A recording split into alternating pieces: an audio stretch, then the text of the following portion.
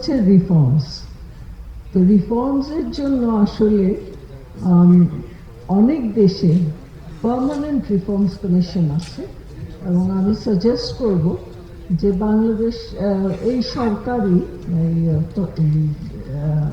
Interim government এদেরই উচিত এখনই একটা পার্মানেন্ট রিফর্মস কমিশন তৈরি করা, যার ভিতরে বাকি সব রিফর্মসের একটা আলাদা আলাদা সেকশন থাকবে, যেমন এডুকেশন রিফর্মস বা অন্যান্য জিনিস যেসব রিফর্মস দরকার সেটা আলাদাভাবে করবে এবং এটা সবসময় চলমান থাকবে।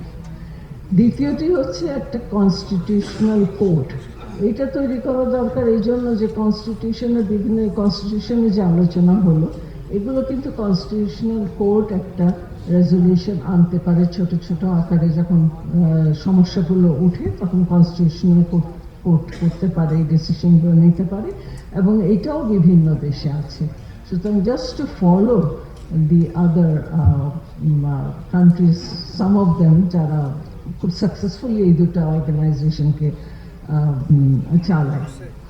আর ফাইনালি আমি খুব সংক্ষেপেই বলছি, ফাইনালি বলতে চাই যে সরকারি চাকরির ব্যাপারে যেটা বলা হয়েছে মূলত তো এইখান থেকেই আন্দোলনটা শুরু। তো অ্যাজ একজন সরকারি চাকরিবিদ হিসাবে, প্রাক্তন সরকারি চাকরিবিদ হিসাবে বলছি, আমাদের দেশে দুটো জিনিস আছে। একটা হলো যে ঢুকলে পরে রিটায়ারমেন্ট পর্যন্ত যেতে হবে, এছাড়া কোনো অপশন নেই। 25 বছর চাকরি করার পরে রিটায়ারমেন্টে যাওয়া যায়, এই অপশনটা চেঞ্জ করতে হবে। যখন একজন সরকারি চাকরিবিদ যদি যেতে চায় তাকে ফুল রিটায়ারমেন্ট বেনিফিটস দিয়ে তাকে চাকরি থেকে যাওয়ার সুযোগটা দেওয়া দরকার, এবং অ্যাট দ্য সেম টাইম আবার যদি সে সরকারি চাকরিতে ঢুকতে চায়, যেটা অন্যান্য দেশে আছে, অনেক দেশে ডেভেলপ দেশে আছে, সেটা হলো যে আবার ডিফারেন্ট লেভেলসে কিন্তু পরীক্ষা হয়, এবং পরীক্ষার মাধ্যমে বারবার করে সরকারি চাকরিতে বিভিন্ন লেভেলে মানুষ ঢুকতে পারে। সেই সুযোগটা থাকলে কিন্তু এই যে সরকারি চাকরিটাই সবচেয়ে বড় জিনিস, সেই জিনিসটা কমে আসবে। মাইনার ব্যাপারে যেটা বললেন যে বিডি জবস, উনি বললেন যে কেন লোক পাওয়া যায় না চাকরিতে। আমি একটা এনজিও করেছিলাম রিটায়ার করার পরে, আমার অভিজ্ঞতাও এই যে ভালো লোক পাওয়া যায় না, খুব কম পাওয়া যায়।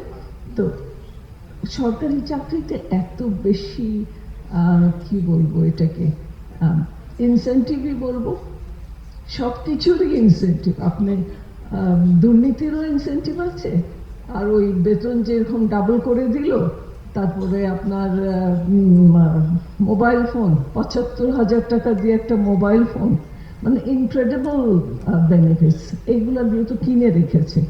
তো এইসব জিনিসের উপর একটা মানে রুলস অফ বিজনেসটাকে পরিবর্তন করতে হবে, অনেক বড় পরিবর্তন আনতে হবে রুলস অফ বিজনেসে, যাতে কতখানি দেয়া যাবে এবং কতখানি দেওয়া যাবে না। এখনো কিন্তু আমরা রুলস অফ বিজনেসে, আমার কলিগরা যারা আছেন তারা হয়তো বলতে পারবেন, আমরা এখনো পাকিস্তানি আমলের রুলস অফ বিজনেস ফলো করি মোস্টলি, এবং ওটাকে সামান্য এদিক সেদিক কাটাছেঁটা করে যেখানে বাড়াতে হয় সেখানে বাড়াই, যেখানে কমাতে হয় সেখানে কমাই, কিন্তু পাকিস্তানি রুলস অফ বিজনেস চলে।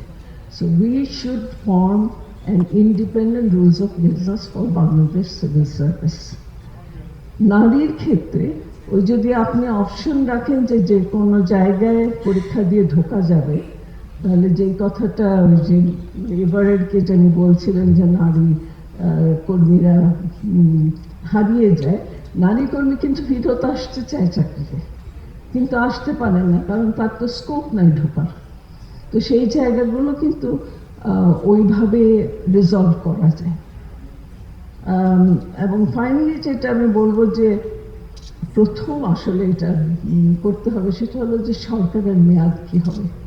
ইউ হ্যাভ টু নো এই সরকারের মেয়াদ কতটা হবে এবং কতটা রিফর্ম সে নিতে পারবে হাতে, এবং কতটা করতে হবে, কতটা ইনিশিয়েট করতে পারবে, আর কতটা সাজেশন হিসাবে ফর দ্য নেক্সট গভর্নমেন্ট রাখবে।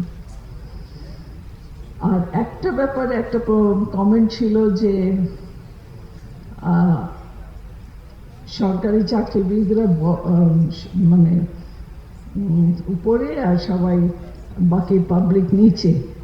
আমাদের সময় কিন্তু এটা ছিল না। আমাদের সময় ছিল আমরা যখন চিঠি সই করতাম তার নিচে লেখা থাকতো your obedient servant, we were servants of the public. এবং এই জিনিসটা যখন তুলে দেওয়া হয়েছে তখন থেকে ওই মেন্টালিটি চেঞ্জ হয়েছে that we are the masters of the public.